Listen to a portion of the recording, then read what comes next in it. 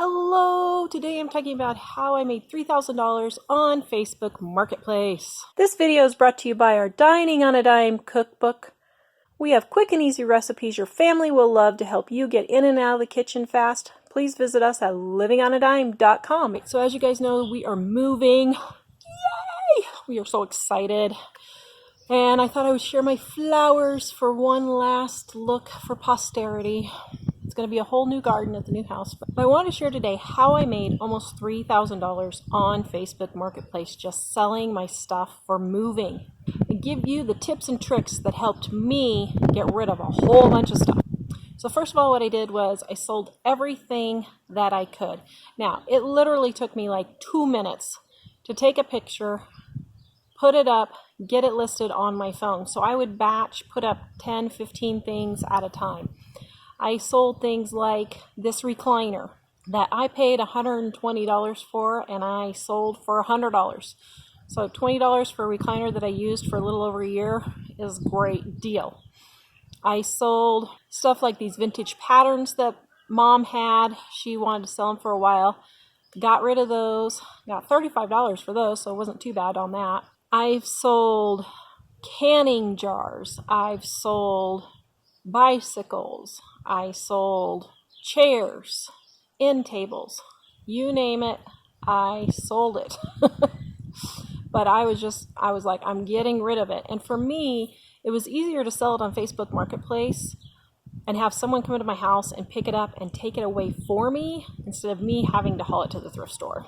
So I did have people come to my house. I did meet some people, like when I was driving to Fort Collins, there were people coming from the other end, from Wellington, that kind of thing. So I did meet them in Fort Collins a couple of times. But for the most part, 95% of the people did come to our house. Now, I made sure Mike and the boys were home, so I wasn't home by myself or anything like that. And you can kind of tell if people are weird. So here are a few tips that I used to get my stuff sold and sell it fast. First of all, price it well, but don't price it too high. Now, I made the mistake of pricing these vintage chairs that I had for $10 a piece. And I thought I was doing a good deal because I paid $5 a piece for them. 30 seconds after I listed them, someone said, I will give you $40 for them if you'll hold them for me till tomorrow. It was one of the first things I listed, and I stupidly agreed to it. Right after that, I had 60 to 70 people want to buy these chairs. I knew I had listed them way too low, but I'd already given my word. I'm one of those people, once I tell somebody something. When they came to pick up the chairs, it was an antique dealer who restored them, and she told me I could have gotten $180 easily for these chairs that were more than 110 years old, and I didn't know it. Yeah, I was pretty hacked about that. She did give me $50 for all of them, and she did end up picking through some other stuff that I was going to be giving away for free and paid me $60 for that, so I felt a little bit better about it. But here's the thing. Don't answer right away. Give it a little bit. And if you see a whole bunch of people wanting the thing that you're selling, take off the listing and then relist it at a higher price.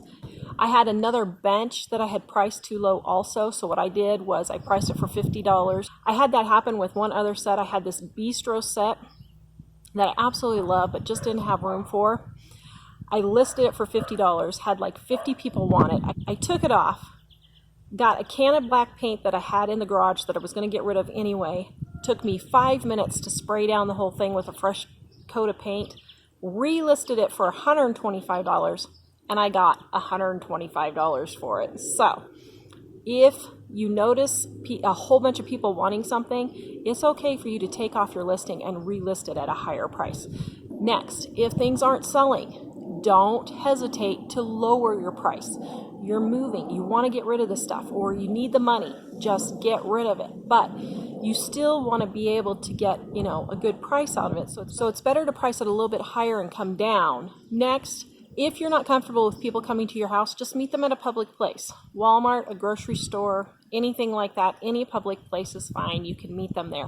What I would do when I did meet the people at a public place was I said, I'm between Chick-fil-A and Starbucks. I'm parked right across the aisle from the yellow bar. And then they would find me, and it was pretty simple. So if you're not comfortable with them coming to your house, that's fine. You don't have to. Don't hold anything for anyone. I learned that with my chairs. But the second thing is people half the time don't show up if you hold it for them. So what I did was I would say, sure, get back with me tomorrow.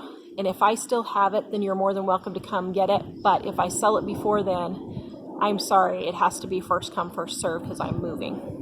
That's totally fine. If you're not moving, you could just say it has to be first come, first serve. You don't need to explain anything, and you don't owe anybody anything. Next, watch out for scammers.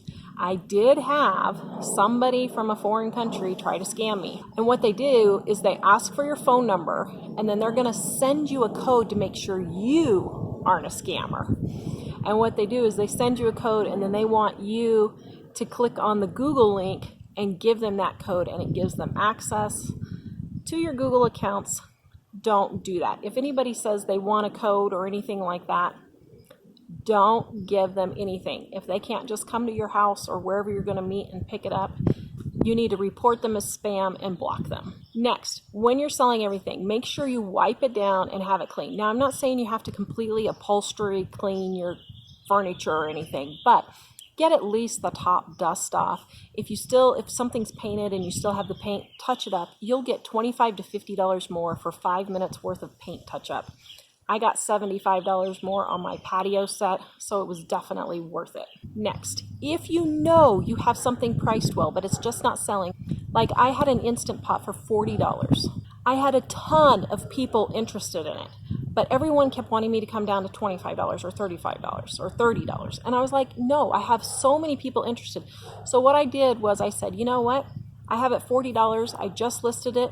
If I don't sell it in a week or 10 days or however long you want to put on that time, I said, then I will lower the price. But I have enough people interested right now that I am not going to lower the price.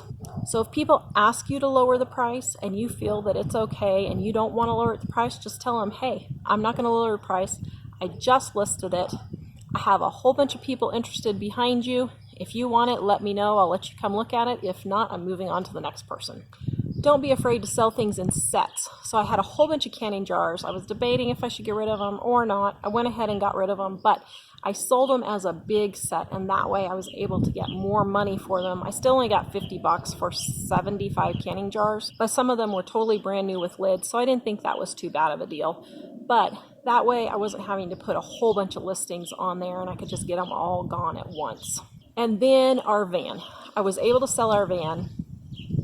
Our van was a lemon. We knew it was a lemon when we bought it. We got it from my grandparents. It was a lemon for them, but we were desperate for a car at the time. We paid $1,500 for it. We really needed a car, and we were like, okay, if we can just get through 6 or 8 months, that would be fine. We ended up using it for about a year and a half. I had it listed for $2,000. Nobody was taking any bites at all. We needed to get the thing gone. So I lowered it down to $1,500, and I eventually sold it for $1,200. Not too bad. It did need about $800 to $1,000 worth of work, which we did disclose. But here's the thing. If you're selling cars, be sure you disclose everything that's wrong with it. Also, learn from our mistake. You can check out our video about how we got big trouble because someone bought a car from us and didn't put it in their name, and then they came after us when they got in an accident. So if you sell a car on Facebook Marketplace, make sure you get a bill of sale and you get a picture of it. You get a picture of the title signed, and if they will let you get a picture of the person's driver's license. I would not sell a car if I don't get a picture of the person's driver's license. I know there's people out there, there's no way I let somebody take a picture of my driver's license. Well, I'm sorry. If you're buying a car from me, I need to know who you are. And if nothing else, I would say a valid insurance card. But make sure you get that bill of sale and the title and immediately report it to the DMV. We went on literally 5 minutes after we sold the van. It was taken off the insurance, and we reported it to the DMV online. And now we know we are totally free and clear in case they decide not to register or insure it. I made almost $3,000 in 3 weeks selling all of that stuff on Facebook. Please check out our Dining on a Dime cookbook in the description below at livingonadime.com, and we will see you guys next time.